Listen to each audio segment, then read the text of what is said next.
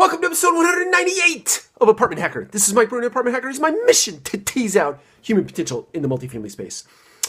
So as you can see, I'm starting to take the pictures off the wall here in St. Louis, Missouri. We're making preparation for a move to Atlanta, Georgia in the coming, let's say, 30 days, plus or minus.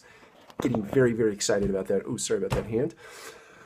I wanted to carry on from our conversation last week about kick-ass customer service in an article I read in the Harvard Business Review, this January and February issue.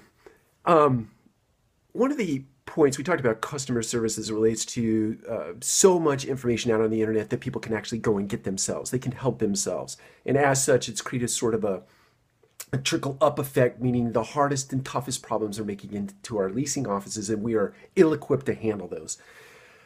The article goes on to talk about how there's been a shift in the people and the resource that we need to have in a business office.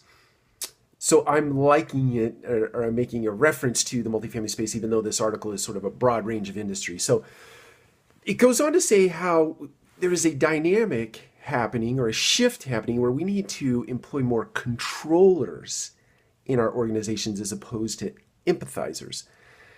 The premise behind that is that there is so much noise in the world, and I think about this myself. There's so much noise in the world. I have to get hyper-focused on whatever it is I need to get accomplished, and thereby I lose a lot of really important information. And I just need people sometimes to take me by the hand and lead me to where I need to go and be done with it. And consumers are starting to behave in that way. So we need controllers in our organization that just take the bull by the horns and they say, Mr. Consumer or Mrs. Consumer or Miss Consumer, I need you, or here is what you need to do to accomplish the task or the goal that you are trying to accomplish. And let me take you there using step 1, 2, 3, 4, and 5. And let's be done. I see that you've called 6 times. I'm just going to tell you what to do at this point so that you can accomplish your task and your goal. I really, really, really encourage everyone to read this article in this edition. There is so much in that article that we need to unpack and start to employ or at least look at as it relates to our multifamily businesses.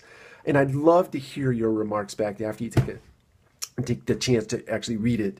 Or if you don't need to read it and you just make comments as it relates to these videos that I'm going to be doing. I'm probably going to do 2 or 3 more on this article alone, but I'd love to hear your thoughts. Okay, take care. We'll talk to you again soon.